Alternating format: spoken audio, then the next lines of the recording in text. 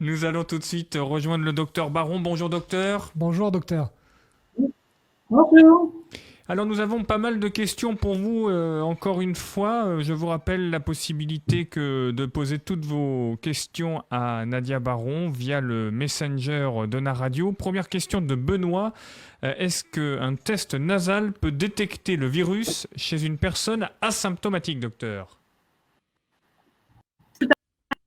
On peut être porteur sain, donc être asymptomatique et un prélèvement peut revenir positif. Alors, Francis nous demande, le lavage méticuleux du masque au savon de Marseille est-il aussi efficace qu'un lavage à 60 degrés à la main pour détruire le virus? Alors, je répondrai oui, à condition que l'eau soit à 60 degrés, mais là, vous allez vous brûler les mains, donc non. Oui, ça revient Donc, au même. le lavage au savon avec une eau à moins de 60 degrés n'est pas efficace. Donc, il faut plutôt le laver dans la machine à laver à 60 degrés. Roselyne nous dit, j'habite Limoges, mais ma fille doit déménager d'ici fin mai, début juin pour ses études à La Rochelle. Est-ce que je pourrais me déplacer pour venir l'aider car elle est seule? Alors, je ne sais pas, parce que ça dépend des décisions qui sont prises par le gouvernement de région à région, si les mouvements seront possibles ou pas. Certainement qu'il y aura des dérogations. Je ne peux pas vous répondre parce que les décisions ne sont pas prises par le gouvernement. J'espère pour cette dame qu'elle pourra le faire parce que c'est plus sympathique pour la future étudiante et puis pour rassurer aussi la maman. Alors d'autres questions, il y en a une qui m'a fait sourire, mais peut-être qu'effectivement c'est le cas. Question de David, peut-on être contaminé par la piqûre d'un moustique? Le problème c'est contaminé par quoi? Pas mal. Alors effectivement, le moustique transmet le paludisme, le chikungunya, la dengue. On pourrait se poser la question pour le coronavirus. Pour le moment, ça n'a pas été évoqué, donc je ne crois pas, mais je n'ai pas de certitude. J'espère que non. Est-ce que vous pouvez, parce que c'est une cacophonie incroyable, nous rappeler là, ces masques entre les masques en tissu, les masques FFP2, ceux que l'on trouve dans le commerce, par exemple dans un supermarché, ceux que l'on peut trouver et distribuer par la mairie, parce que plus personne n'y comprend rien. Docteur Nadia Baron, c'est un tel bazar. Dites-nous s'il vous plaît. Je comprends tout à fait que les gens soient un peu perdus. Il y a donc différents types de masques et les nouveaux qui sont arrivés, c'est le masque grand public en tissu qui n'existait pas au préalable. Donc, il a été créé dans le cadre de l'urgence de par le contexte de cette épidémie sanitaire. Donc, le masque chirurgical que je pourrais montrer pour ceux qui voient la vidéo, c'est celui-là et il est effectivement avec un filtre particulier pour les microparticules. Celui-ci se trouve en pharmacie et depuis lundi, on peut le trouver aussi dans les supermarchés. Alors, il est important que ça soit avec la norme CE pour que la qualité du filtre soit bien efficace. Il y a des masques chirurgicaux qui sont stériles et d'autres qui ne le sont pas. Vous avez la gamme au-dessus qui est le FFP2, qui est le masque en forme de bec de canard, qui a un filtre beaucoup plus important et qui est réservé au personnel soignant dans des conditions bien particulières. Et le masque grand public en tissu qui est lavable. Alors, vous avez celui que vous allez trouver effectivement chez les buralistes ou chez les pharmaciens avec le logo homologué, avec la norme CE. Effectivement, celui-là, il pourrait être lavable et en fonction de la qualité du tissu, il y a du 3 lavages, 5 lavages, 10 lavages, 15 lavages et donc le prix sera en fonction. Il y a aussi ceux qui ont été fabriqués de façon artisanale par le citoyen. Les gens sont devenus des couturières.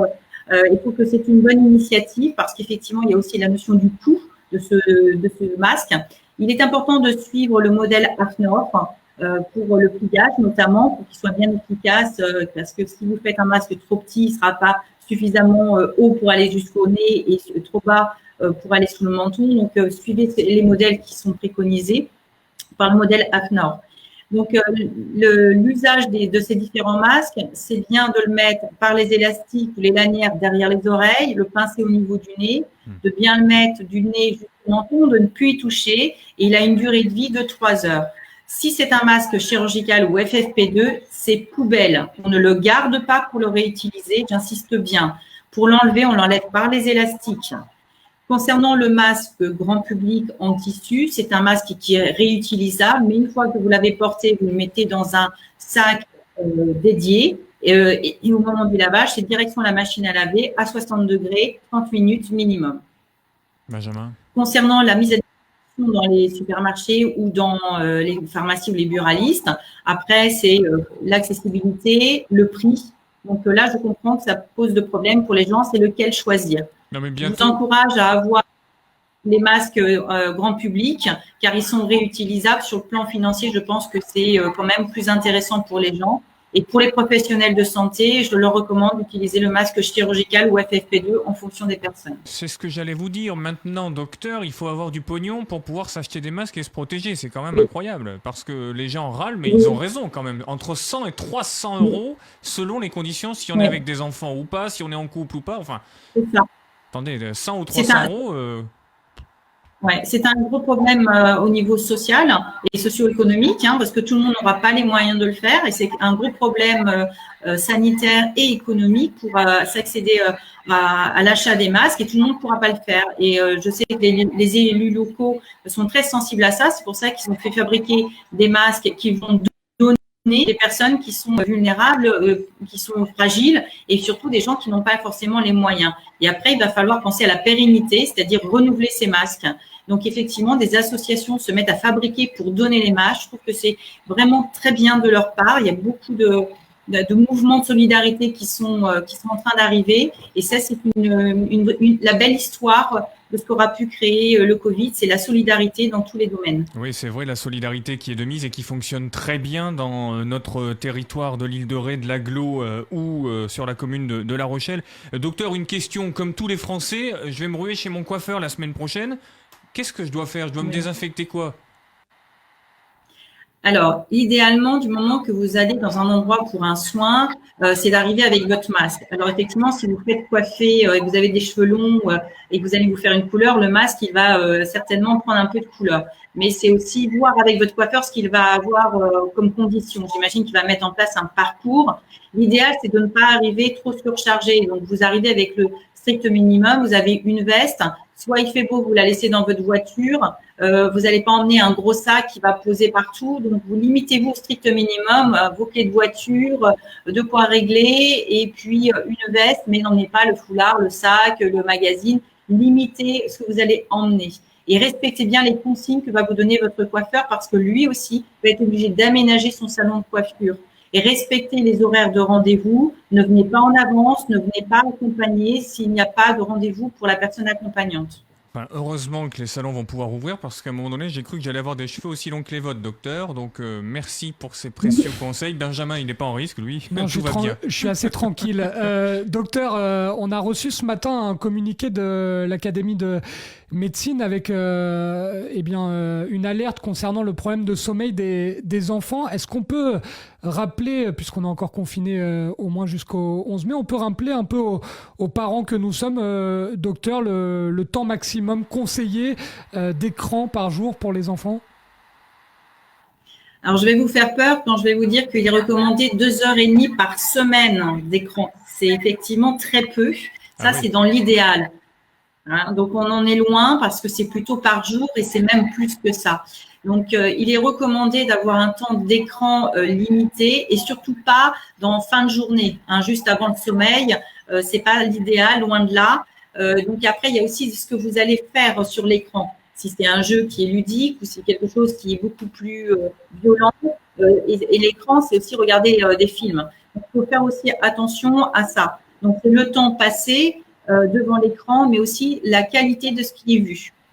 Très important ce que vient de dire Baron, parce que les moyennes en ce moment, c'est 4 heures par jour. Et là, docteur Baron nous dit 2h30 par semaine. Donc faites attention, puisque l'Académie de médecine a mis en alerte, il y a un gros problème en ce moment de sommeil des enfants. Oui, le passage devant l'écran stimule le cerveau, il faut un temps de repos. Donc, effectivement, les 2h30 par semaine préconisées, c'est bien des préconisations, mais on sait bien que dans la réalité, c'est pas ce qui se passe.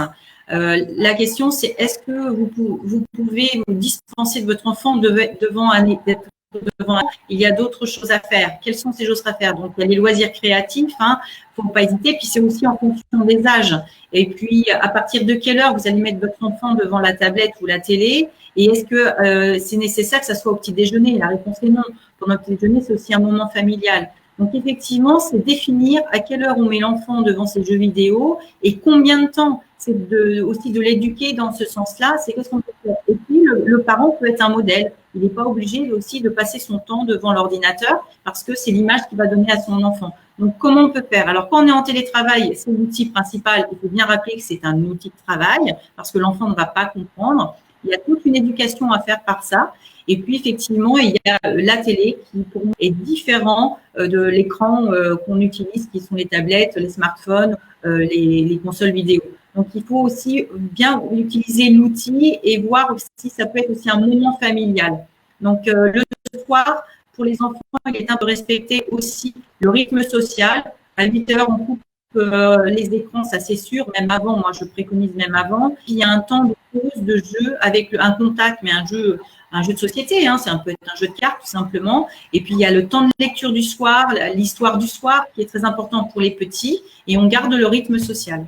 En tout cas, merci infiniment pour toutes ces précisions, docteur Nadia Baron, médecin généraliste à La Rochelle.